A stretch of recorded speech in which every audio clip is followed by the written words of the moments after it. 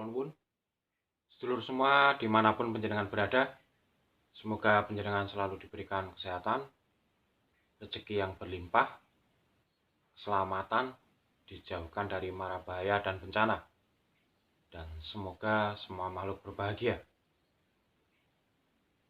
Kita sudah dibohongi selama ini. Maksudnya dibohongi bagaimana? Kecerdasan manusia di bumi ini sudah dilumpuhkan. Kalau kita bicara kecerdasan, bahwa bayi lahir itu mempunyai kecerdasan 100%. Seiring perkembangannya, kecerdasan ini dilumpuhkan.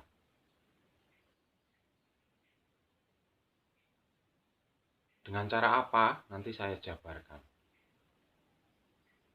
Nah, siapa yang melumpuhkan ini? Tentunya kita tidak lepas dari peran 1% orang yang menguasai dunia. 1% orang yang menguasai 99% manusia di bumi. Mereka sengaja mengurangi kecerdasan manusia. Karena kalau manusia itu semua cerdas, maka tidak akan ada peperangan, tidak akan ada persaingan. Semuanya makmur menggunakan kecerdasan alami yang dimiliki oleh manusia. Contohnya, bumi ada sub-7 ke bawah, ke dalam. Itu ada kehidupan, cuma itu ditutupi. Langit juga ada sub-7. Kehidupan antar galaksi itu ada. Bumi semakin mendekati Andromeda dan galaksi saling memakan. Makhluk di luar galaksi itu banyak. Tapi manusia yang ada di bumi ini dibuat seakan-akan tidak mungkin dan tidak percaya. Jangan sampai percaya.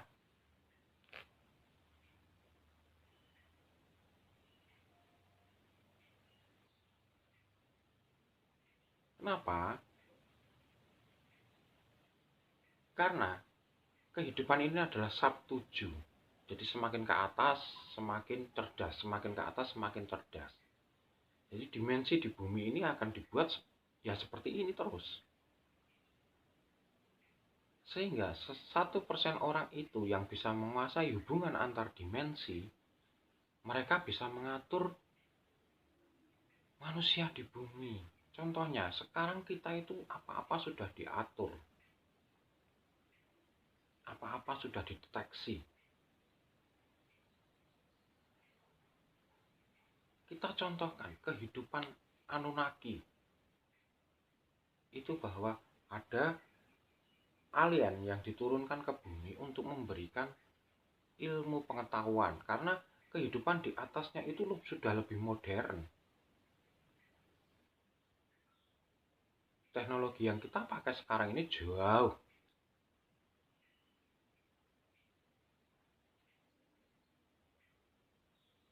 Tapi kenapa itu dilarang beredar dan itu memang dihilangkan? Supaya apa? Jangan sampai manusia itu sadar akan kecerdasannya. Lalu lebih jauh lagi, ada Atlantis, ada Lemurian. Lemurian itu ada di Asia Tenggara. Itu teknologinya lebih canggih dari sekarang. Sudah mengenal piring terbang, sudah mengenal sinyal, sudah bisa mereduksi gempa, sudah bisa menyatukan antara batu dengan bahan logam sehingga di Gunung Padang itu ada batu yang berbunyi dan dengan medan magnetik yang tinggi. Sehingga ada yang bersifat menyerap sinyal, memantulkan sinyal, dan ada yang mengirimkan sinyal. Nah, tujuan lemurian dulu membuat itu sampai membuat origom yang diturunkan ke suku Maya, yang dipelajari sekarang adalah punya suku Maya. Karena apa? Dari Lemurian ini dihancurkan oleh Atlantis. Atlantis ini adalah suku setelah Lemurian. Ini diajarkan ke Atlantis agar Atlantis juga bisa melindungi dunia. Melindungi dari apa? Tentunya dari ancaman luar angkasa.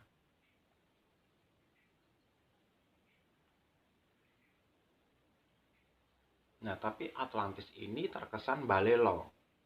Ingin melawan, ingin memisahkan diri dengan suku Lemurian. Kemudian terjadi peperangan besar, dimenangkan oleh Atlantis, tapi Atlantis kalah oleh banjir besar. Karena secara keahlian masih kalah dengan Lemurian. Sedangkan Atlantis masih caranya siswa baru dikasih tahu sekian persen, sudah gembelo, sudah gaya, sudah membanggakan diri. Nah, sehingga terjadilah banjir besar, mereka tidak bisa menyelamatkan diri, tenggelamlah Atlantis itu. Sedangkan suku Maya itu masih menyimpan catatan Origon yang diberikan oleh Lemurian. Sehingga kita pakai perhitungan-perhitungan saat ini.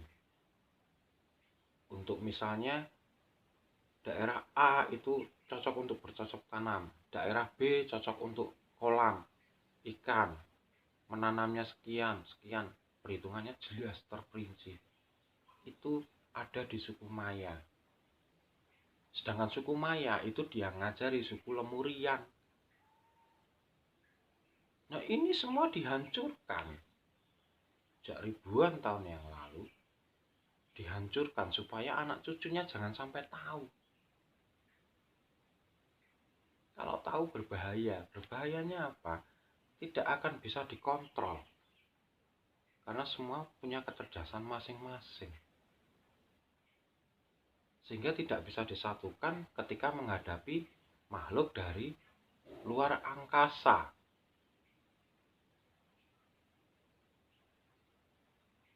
Nah, ini sebagai kunci. Bahwa di agama juga diajarkan bahwa Nabi Adam di surga bersama Ibu Siti Hawa setelah memakan buah kuldi sehingga mengetahui kebaikan dan keburukan, maka diturunkan ke bumi. Diturunkan artinya dari langit ke bumi. Surga itu ada di langit. Ini hanya gambaran sebetulnya bahwa kehidupan di atas langit itu ada. Artinya kita itu sebetulnya adalah keturunan dari alien yang diperintahkan untuk menjaga bumi, merawat bumi, melestarikan bumi. Tapi sampai akhir ini hanya dikuasai oleh 1% orang. Sehingga tidak tahulah nanti ada kejadiannya seperti apa. Karena sudah ada ancang-ancang bahwa ada akan alien menyerang bumi, itu ada. Dan waktunya kapan saya tidak tahu. Nah, bagaimana cara 1% orang ini menguasai bumi? 99% makhluk. Yang pertama, dengan makanan. Dari segi makanan, itu kita sudah diolah dengan makanan kimiawi yang bukan organik. Nah, itu melemahkan kecerdasan seseorang.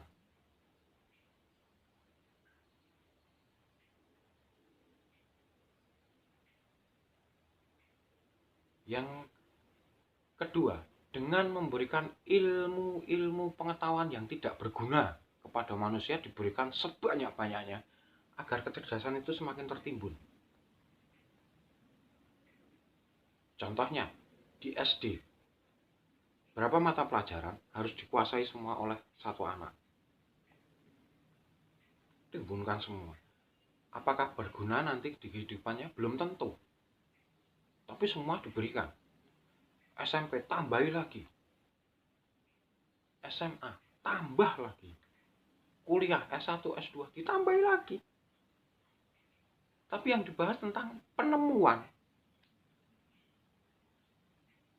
bukan penciptaan, bukan tentang kesadaran yang bisa menciptakan.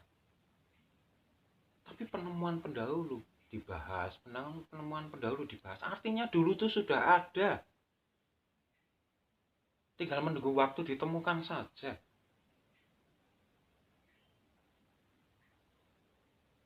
Tapi tidak bisa menciptakan ilmu yang baru. Contohnya, sekarang teknologi sekarang itu sudah mentok. Mana ada penemuan terbaru? Tahun 1900-an masih ada penemu listrik, penemu turbin, penemu pesawat.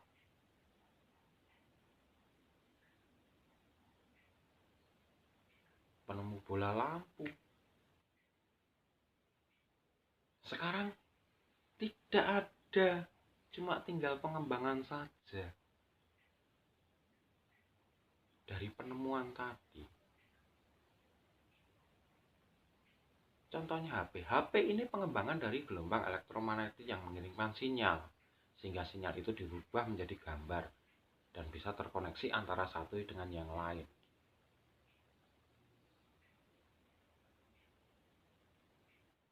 Nah, kalau kita membahas ilmu yang sudah diberikan dari SD sampai S2 bahkan S3 sampai yang pendidikan yang tinggi sekalipun, apakah digunakan untuk hidup? Tidak semuanya. Dan itu memang sengaja ditanamkan dalam pikiran manusia agar kecerdasannya semakin tergeser, semakin turun ke bawah.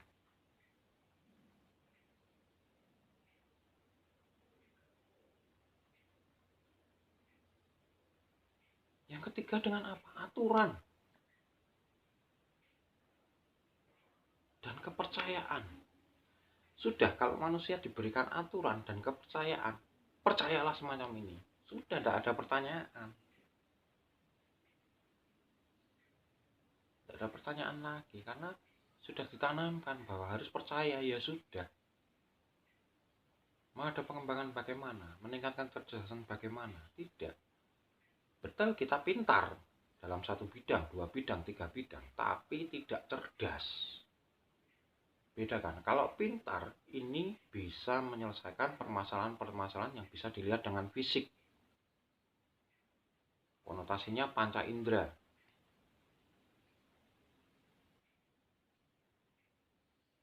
Tapi kalau cerdas, itu meliputi non-fisik dan fisik. Maka dari itu sekarang timbullah teori fisika kuantum. Ini mempelajari partikel yang terkecil, energi yang terkecil, bahwa semuanya ini adalah energi. Bahwa orang itu hasil dari energi yang bertabrakan sehingga membentuk Big Bang, menyusun, kalau sesuai, kalau tidak memendar, membentuk kehidupan seperti itu sebetulnya. Nah, kita ini sudah diajarkan dan dibohongi seperti ini agar kita tidak cerdas. Karena kalau cerdas, manusia di bumi ini akan bersatu. Yang dilawan bukan sesama manusia, tapi antar galaksi, antar dimensi. Kita akan bahu-membahu menemukan sesuatu biar kita aman hidup di bumi ini. Tapi kenyataannya sekarang tidak. Kita saling diadu. Antara kepercayaan yang satu dengan kepercayaan yang lain diadu terus. Ilmu pengetahuan diperbanyak, padahal itu penemuan-penemuan dan itu sudah ribuan tahun usianya. Nah, kenapa saya bisa bicara seperti ini? Karena sebetulnya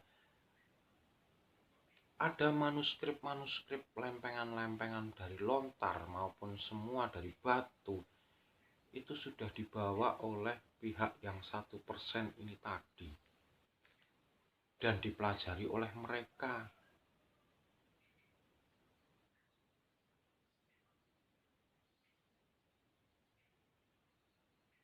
Jadi di Nusantara ini tinggal mengikuti pola mereka karena tidak bisa mempelajari ilmu-ilmu manuskrip yang ada itu.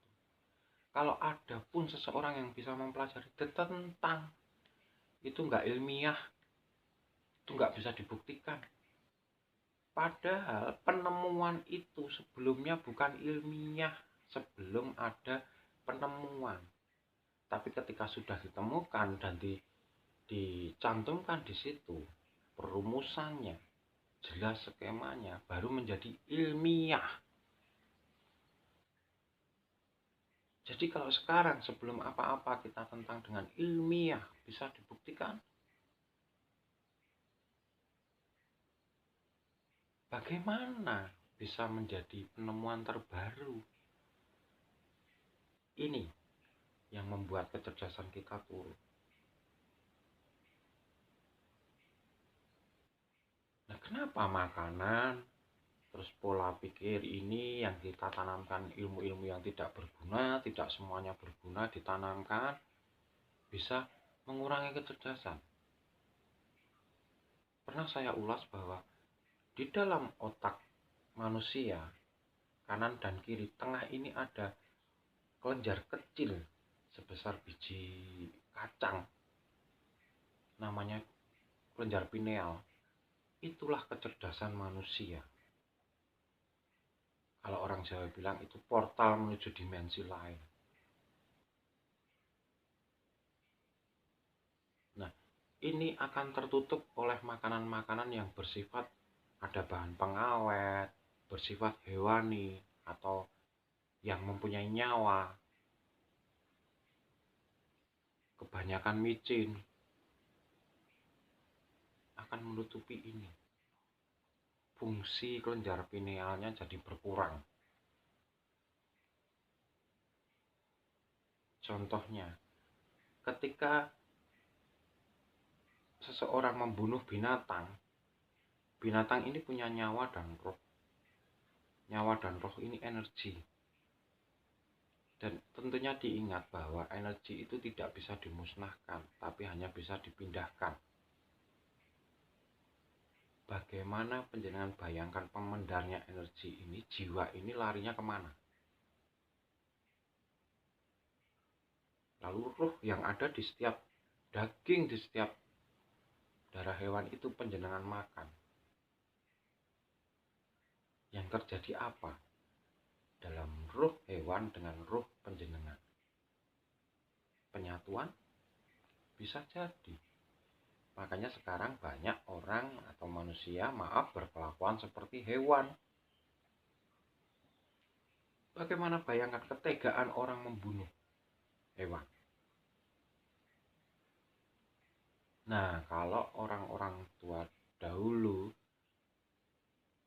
itu punya prinsip jangan memakan hewan. Kalau toh pengen makan hewan, makanlah ikan, entah itu ikan di kali atau ikan di laut. Tapi kalau memakan hewan lain, entah itu berkaki 4, berkaki 2, rohnya akan menjadi satu dengan si pemakan.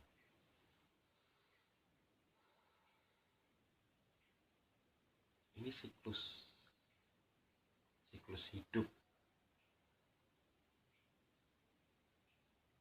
Jadi saya sarankan kalau panjenengan ingin meningkatkan kecerdasan, kurangi makanan yang micin, kurangi makanan yang hewani,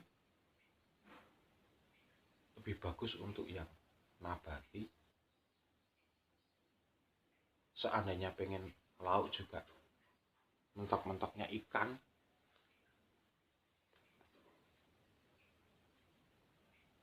maka panjenengan di satu sisi panjenengan menyayangi tubuh panjenengan sendiri. Panjenengan menjaga roh panjenengan, menjaga tubuh panjenengan dari segala macam penyakit.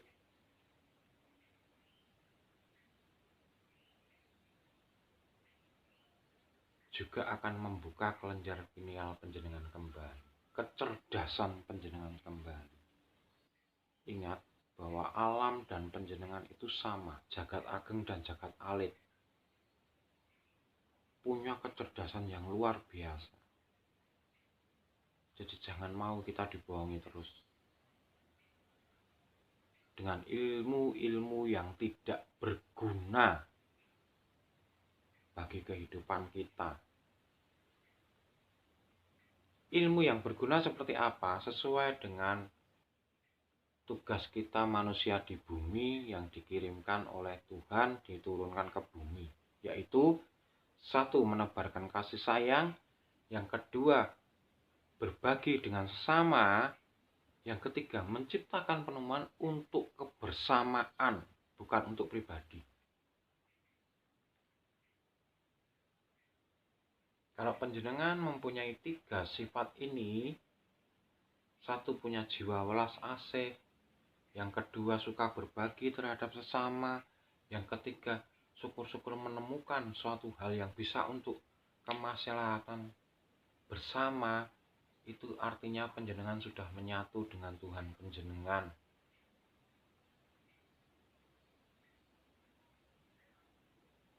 Jadi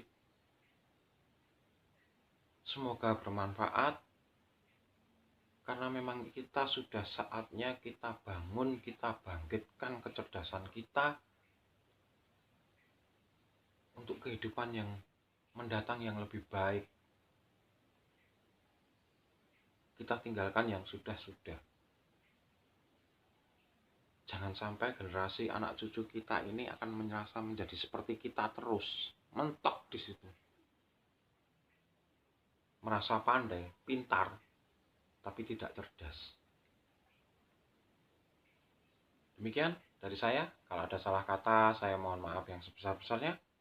Tetap dukung Tubagus Purnama Channel supaya lebih berkembang dengan like, subscribe, dan tinggalkan komen.